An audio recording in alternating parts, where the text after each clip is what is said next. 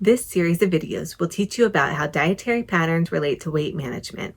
We'll discuss recommendations for achieving healthy diets and how dietary choices affect eating behaviors and weight outcomes. We have 3 topic learning objectives for this series of videos. By the end of this series of videos, you will be able to describe a healthy dietary pattern that aligns with the Dietary Guidelines for Americans, explain how dietary patterns affect weight management and which dietary approaches support weight management, and identify attributes of foods, meals, and diets that affect an individual's propensity toward overconsumption. This video will cover the first learning objective, describe a healthy dietary pattern that aligns with the Dietary Guidelines for Americans. As a reminder, one of the main sources of evidence-based guidance for Americans' dietary patterns is the United States Department of Agriculture's MyPlate.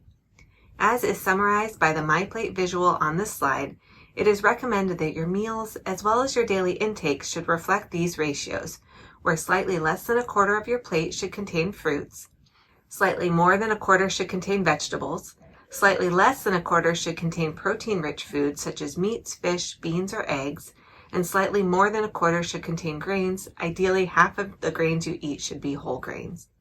You should also include dairy or calcium-rich foods into each meal.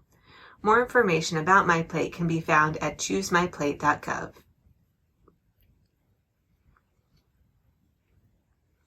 MyPlate is a somewhat simple visual that represents the much more detailed dietary guidelines for Americans. These guidelines are revised every 5 years to ensure that cutting-edge nutrition science can be incorporated into these guidelines.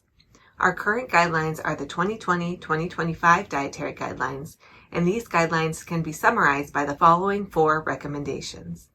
First, follow a healthy dietary pattern at every life stage. Second, customize and enjoy nutrient-dense food and beverage choices to reflect your personal preferences, your cultural traditions, and your budgetary considerations. Third, focus on meeting food group needs with nutrient-dense foods and beverages and stay within calorie limits. Fourth, limit foods and beverages higher in added sugars, saturated fat, and sodium, and limit alcoholic beverages. Let's take a minute to further define what is meant by a healthy dietary pattern.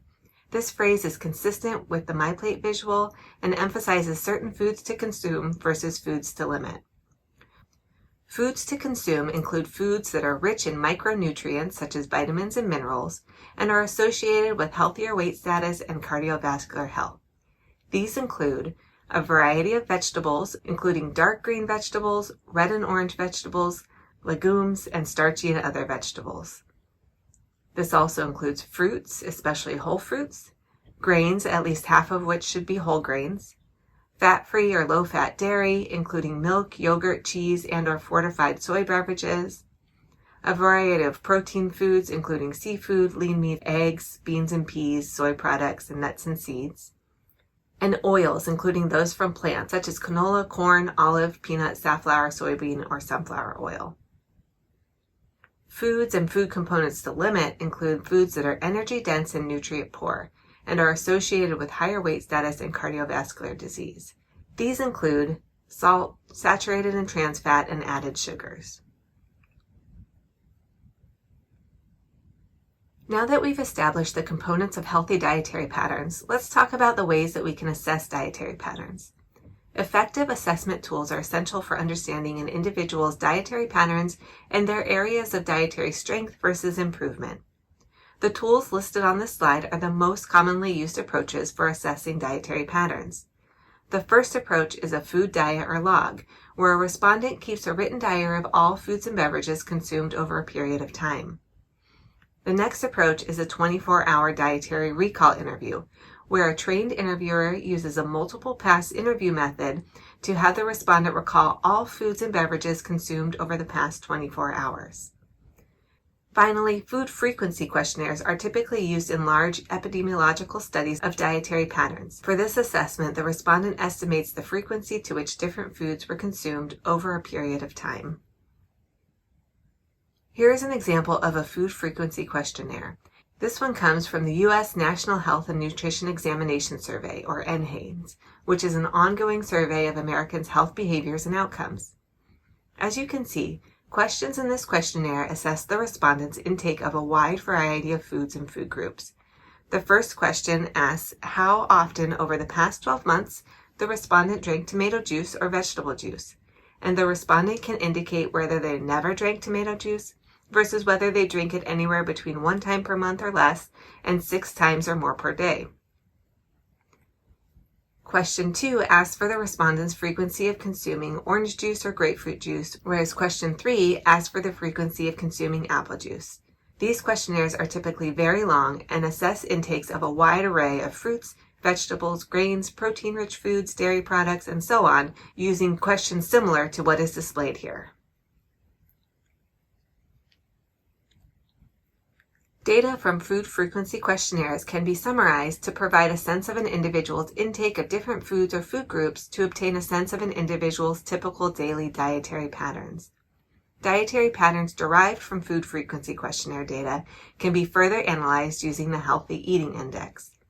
The Healthy Eating Index is a measure of diet quality that specifically compares an individual's dietary pattern to key recommendations of the Dietary Guidelines. It provides a metric by which to assess the healthfulness of an individual's dietary patterns and areas for improvement.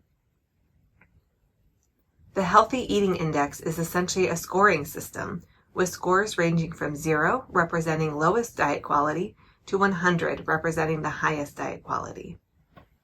This table illustrates the different components of the Healthy Eating Index score and scoring standards, with each component, like the respondent's reported daily servings of fruit consumed, assigned a point value. The respondent receives a 0 on the total fruit component if they do not eat any fruit on a given day. They receive a point for each 0.8 cup equivalent of fruit they eat per 1,000 calories eaten. So for an individual who is eating 2,000 calories per day, which is about average for American adults, 0.8 cup equivalent of fruit per 1,000 calories would equal 1.6 cups of fruit, or a medium-sized apple. A respondent who consumes 2,000 calories per day can achieve a maximum score of 5 on the fruit component if they eat at least 8 servings of fruit per day. Scores for other food groups are scored similarly, and the other components include whole fruits, total vegetables, green vegetables and beans, whole grains, dairy, total protein foods, seafoods and plant proteins, and healthy fats. The respondent also receives points for moderating intake of foods to limit, such as refined grains, sodium, added sugars, and saturated fat.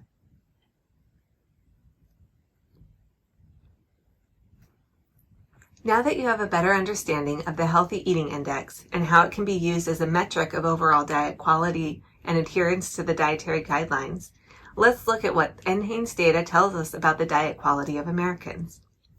This infographic comes from the USDA and illustrates that between 2005 and 2014, the healthfulness of Americans' diets has improved slightly, increasing from 56 in the 2005-2006 NHANES survey to 59 in the 2013-2014 NHANES survey. However, if this were an exam, a 59 out of 100 would be a failing grade.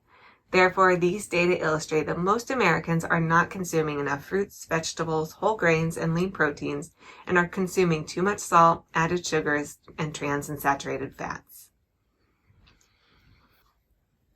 We do see some slight differences by age group, with the healthfulness of the diet decreasing from the preschool to elementary and high school years, increasing slightly into adulthood, and further increasing into older adulthood. But all of the dietary quality scores for all age groups are still in need of improvement. The health consequences of poor diet quality are many. These data illustrate associations between Healthy Eating Index scores for adults, as well as for men versus women, and odds of obesity. An odds ratio greater than 1 would suggest that there is an increased risk for obesity, whereas an odds ratio less than 1 would suggest there is a decreased risk for obesity. Healthy Eating Index scores representing good diet quality, that is, scores between 81 and 100, are illustrated in the dark blue bars. Scores representing diets in need of improvement are illustrated by the lighter blue bars, and scores representing diets of poor quality are illustrated by the green bars.